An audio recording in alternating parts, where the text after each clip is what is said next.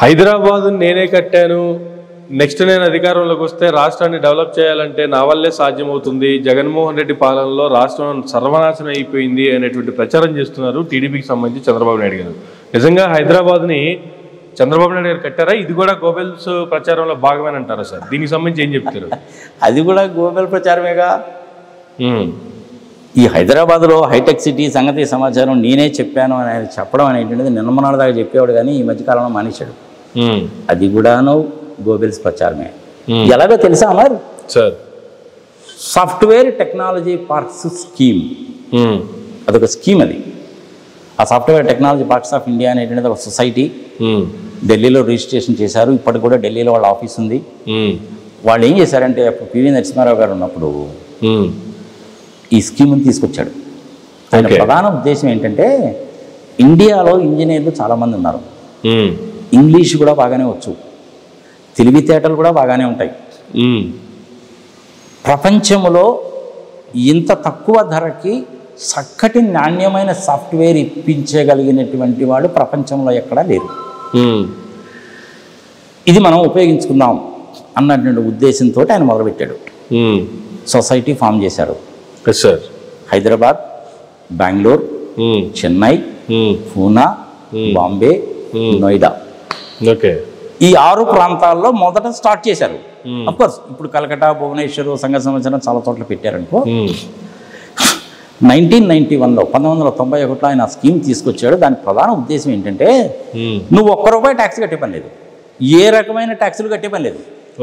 నువ్వు కంప్యూటర్లు కానీ, చిప్స్ కానీ, హార్డ్వేర్ కానీ, సాఫ్ట్వేర్ కానీ, నెట్వర్కింగ్ ఎక్విప్మెంట్ కానీ, ఇంకొకటి కానీ ఏదైనా సరే ఇంపోర్ట్ చేసుకున్నా కూడా దాని మీద ఎటువంటి పనులు లేవు. నీకు లాభం వస్తే ఇటువంటి పన్ను, ఇన్కమ్ ట్యాక్స్ లేదు, నీకు జిఎస్టీ లేదు, వ్యాట్ లేదు, ఏదీ లేదు. చాలామంది ఇండస్ట్రీస్ పెట్టారు. దానికంటే ముందు ఏం జరిగింది అంటే రాజీవ్ గాంధీ గారు దేశానికి ప్రైమ్ మినిస్టర్గా ఉన్నప్పుడు, గుర్తుపెట్టుకోవాలి ఇది 1984 అక్టోబర్ 31వ తారీఖు ఇందిరాగాంధీని పొద్దున 9 గంటలకే ఆమె ఇంట్లోనే అసాసినేట్ చేశారుగా. ఇంత స్పెసిఫిక్గా నీకు డేట్ ఎట్ట గుర్తుంది అని చెప్పి నువ్వు అడగచ్చు, ప్రజలు కూడా అడగచ్చు, తప్పులేదు. కారణం ఏంటి? 1వ తారీఖు నవంబర్ 1వ తారీఖు నవంబర్ దగ్గర నుంచి మాకు పరీక్షలు మొదలవుతాయి సీఏ వాళ్ళకి. ఏమో 31వ తారీఖు అక్టోబర్న ఆమెను కాల్చేశారు, పరీక్షలు పోస్ట్పోన్ చేశారు మమ్మల్ని. అందుకని నాకు స్పెసిఫిక్గా గుర్తుందన్నమాట డేట్. అది 31 అక్టోబరు 1984 సంవత్సరం. ఇమ్మీడియట్గా రాజీవ్ గాంధీ గారిని ప్రైమ్ మినిస్టర్ అయిపోయారు. అవును. ఆయన అడ్మినిస్ట్రేటివ్ స్టాఫ్ కాలేజీలో జీరో బడ్జెట్ అనే కాన్సెప్ట్ తీసుకొద్దామనే ఉద్దేశంతో, అంటే జీరో బడ్జెట్ అంటే ఏంటంటే నీకు వచ్చేటువంటి ఆదాయము నీకు అయ్యేటువంటి ఖర్చుకి మధ్య ఏమీ తేడా ఉండకూడదు, అప్పులు చేయకూడదు, రెవెన్యూ డెఫిసిట్ ఉండకూడదు, ఫిజికల్ డెఫిసిట్ కూడా ఉండకూడదు. అది జీరో బేస్డ్ బడ్జెట్ అంటే. అంటే నాకు ₹100 వచ్చినాయి, ₹100 నేను ఈ విధంగా ఖర్చు పెట్టా, నేనేమో అప్పు చేయలే. అది జీరో బేస్డ్ బడ్జెట్ అంటే. దాని మీద ఒకసారి సెమినార్ జరిగినప్పుడు ఆయన హైదరాబాద్ కూడా వచ్చాడు. హైదరాబాద్ వచ్చినాడు, అడ్మినిస్ట్రేటివ్ స్టాఫ్ కాలేజీలో ఉన్నాడు ఆయన కొన్నాడు. అప్పుడు మా గురువు గారు NJSSV అని చాలా తెలియగలడు. ఇప్పుడు మన ICFI ఉంది కదా, హైదరాబాద్లో ICFI పెట్టింది ఆయనే. నేను ఆయనకి శిష్యుడిని. ఈ రాజీవ్ గాంధీ గారు హైదరాబాద్లో మీటింగ్ దానికి అటెండ్ అయినప్పుడు ఆయన నేను ఇద్దరం ఉన్నాం.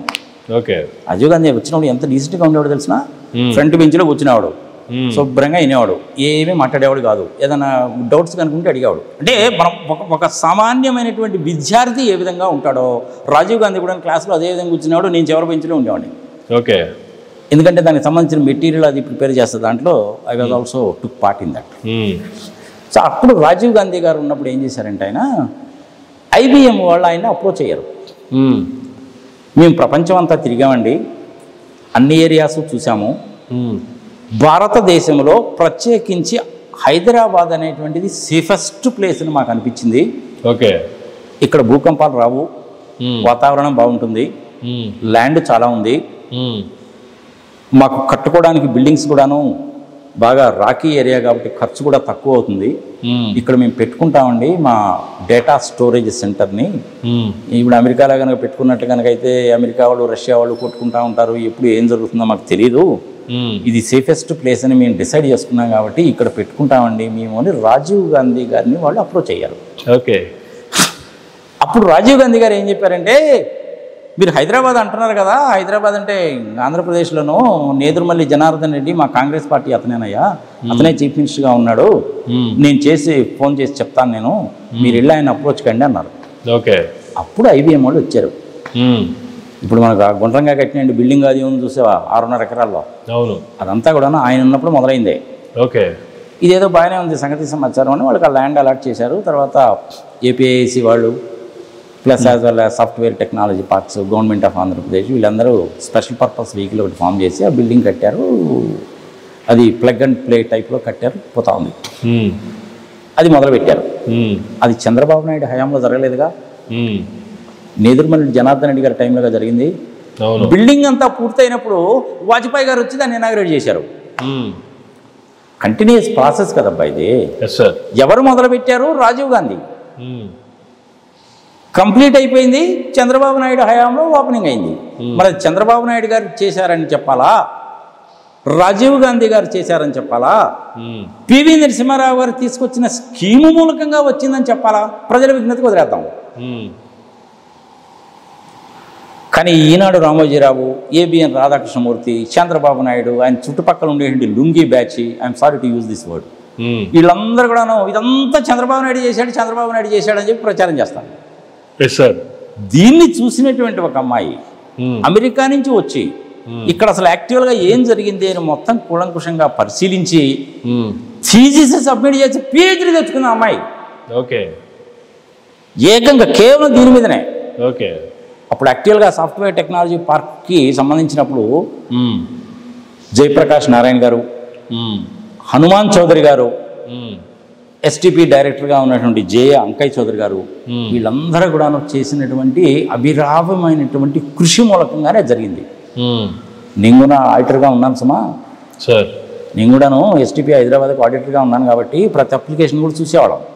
2500 ఫీజు అప్లికేషన్ ఫిలప్ చేయడము, వాళ్ళకి ఎంత ల్యాండ్ ఇవ్వాలి, విదేశీ మారక ద్రవ్యం ఎన్ని డాలర్లు మన ఇండియాకి వస్తాయి, ఎంతమందికి ఉద్యోగాలు వస్తాయి, ఇంతమందిని ఉద్యోగాలు కానీ కల్పించాలంటే వాళ్ళకి ఎన్ని ఎకరాల ల్యాండ్ ఇవ్వాలి, ఇదంతా ఒక పెద్ద ప్రొసీజర్. ఓకే. దాని ప్రకారం నేను కూడా ఉన్నాను కాబట్టి నేను కూడా చూసేవాడిని, ప్రజలకు కూడా తెలియాలి కాబట్టి చెప్తున్నా. 1245 రూపీస్, 1245 రూపాయలు గజం, అది రేట్, అది అప్పు. ఓకే. ఇప్పుడు మీకు క్లారిటీ వచ్చిందిగా. ఎప్పుడైతే PV నరసింహారావు గారు స్కీమ్ తీసుకొచ్చారో ఇక్కడ STPలో ఉండేటువంటి అంకయ్య చౌదరి వీళ్ళందరూ కూడా విదేశాలు పోయి జనాలందరినీ కూడా ఇదిగో బాబు ఈ బెనిఫిట్ ఉంది, మీరు హైదరాబాద్ రండి అని ప్రచారాలు చేసి మీటింగులు పెట్టి పవర్ పాయింట్ ప్రజెంటేషన్ చేసింది వాళ్ళ ముగ్గురు. చంద్రబాబు నాయుడు ఎప్పుడు కూడా నేను చేశానని చెప్తాడు కానీ కనీసం మాట వరుసకు కూడా వాళ్ళ పేరు చెప్పడాయా. నాకు బాధాకరమైన విషయం అది. చేసిందేమో వాళ్ళ, స్కీమ్ తెచ్చిందేమో PV నరసింహారావా, మొదలుపెట్టిందేమో రాజీవ్ గాంధీయా, ఫస్ట్ టైం వచ్చిందేమో IBM వాళ్ళ. కానీ చంద్రబాబు నాయుడు మొత్తం నేనే చేశానని డబ్బా కొట్టుకుంటాడు. ఆయన కొట్టుకున్నాడు. ఈనాడు రామోజీరావు గారు కూడా అదే మాట మాట్లాడతాడు. మరి దీన్ని గోబెల్ ప్రచారాలు అంటారా లేదా? ప్రజల విజ్ఞతకు వదిలేద్దాం. ఇప్పుడు నీ చెప్పిన దాంట్లో తప్పేదాన్ని ఉంది కనుక చెప్తే యూ గోన్ వెరిఫై ఇట్. గవర్నమెంట్లో రికార్డ్స్ అయితే ఎక్కడికి పోగా. జయప్రకాష్ నారాయణ గారు ఉన్నారుగా, ఆయన అడగండి. హనుమాన్ చౌదరి గారు అంటే వయసులో చాలా పెద్ద ఆయన అయిపోయాడు కాబట్టి ఆయన మాట్లాడలేకపోవచ్చు. హనుమాన్ చౌదరి గారు సామాన్యమైన మనిషి కాదు, తెలుసా నీకు? ఇందిరాగాంధీ దగ్గరికి అపాయింట్మెంట్ లేకుండా వెళ్ళగలిగినటువంటి వ్యక్తి, నో ప్రయర్ అపాయింట్మెంట్. వాజ్పేయి దగ్గరికి కూడా అంతే, ఎక్స్పర్ట్ ఇన్ టెలికమ్యూనికేషన్స్. ఆయన చంద్రబాబు నాయుడుకి అడ్వైజరు. నాకు కూడా మంచి మిత్రుడే, వయసులో పెద్దోడైనా కానీ చాలా చక్కగా మర్యాదగా మాట్లాడతాడు. ఇక్కడ హైదరాబాద్ సికింద్రాబాద్లోనే ఉంటాడు, PNT కాలనీలో. మరి జయప్రకాష్ నారాయణ గారి సంగతి మనకు తెలిసిందేగా. అంకయ్య చౌదరి గారిని గురించి పెద్దగా తెలియకపోవచ్చు కానీ మంచి వ్యక్తి. అతను IIT Kharagpur science and technology డిపార్ట్మెంట్లో ఆఫీసర్గా పనిచేసేవాడు ఢిల్లీలో. PV నరసింహారావు గారు ఏం చేశారంటే మన తెలుగువాడైతే బాగుంటుందన్న ఉద్దేశంతో ఆయన నంద్యాల నుంచి గెలిచాడు కాబట్టి, నంద్యాల అనేటువంటిది రాయలసీమ ప్రాంతానికి సంబంధించింది కాబట్టి మనవాడైతే బాగుంటుంది అని అతను తీసుకొచ్చి డైరెక్టర్ చేశాడు. Is an excellent gentleman. ఆయనకి హిందీ, ఇంగ్లీషు, తెలుగు, సంగతి సమాచారం, టెక్నాలజీ అన్ని బాగా తెలిసినండి మనిషి. PV నరసింహారావు గారు చాలా తెలివిగా తీసుకొచ్చి ఆయన ఇక్కడ పెట్టాడు. సార్ ఆయన, నేను, జయప్రకాష్ నారాయణ గారు మేమందరం కలిసి చేసాం. అప్పుడు ఏపీఐసిలో రామ్మోహన్ రావు అని ఒక ఆయన ఉండేవాడు, చీఫ్ ఇంజనీర్. మరి ఇప్పుడు ఆయన బతుకున్నారో లేదో నాకైతే తెలియదు, కానీ ఈ ల్యాండ్ అలాట్మెంట్స్లో మొత్తం కూడాను ఆయన పాత్ర కూడా ఉంది.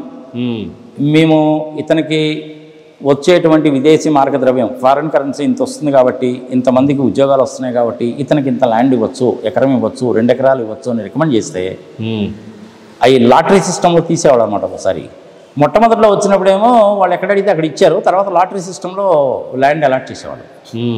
ఆ మొత్తం ఇన్వాల్వ్మెంట్లో నేను కూడా ఇన్వాల్వ్ అయినాను కాబట్టి నాకు తెలిసి ఈ విషయాలన్నీ. జనాలు నమ్మొచ్చు నమ్మకపోతుంది, దట్ ఈస్ దే చాయిస్. కావాలంటే చంద్రబాబు నాయుడు రమ్మని చెప్పండి, నేను ఇదే మాట చెప్తాను, అవునా కాదా ఆయన నోటి చేత చెప్పిద్దాం. అఫ్కోర్స్ ఆయన రావడానికి కూడా అడిగి డిఫరెంట్ థింగ్, ఎందుకంటే గ్లోబల్ ప్రచారాలు కదా. అదే రకమైనటువంటి గ్లోబల్ ప్రచారాలు నిన్న మొన్నదాకా చేశారు, ఇప్పుడు చేయడం మానేశారు. ఇదే రకమైనటువంటి గ్లోబల్ ప్రచారాలు ఇంకా చాలా కూడా చేశారు.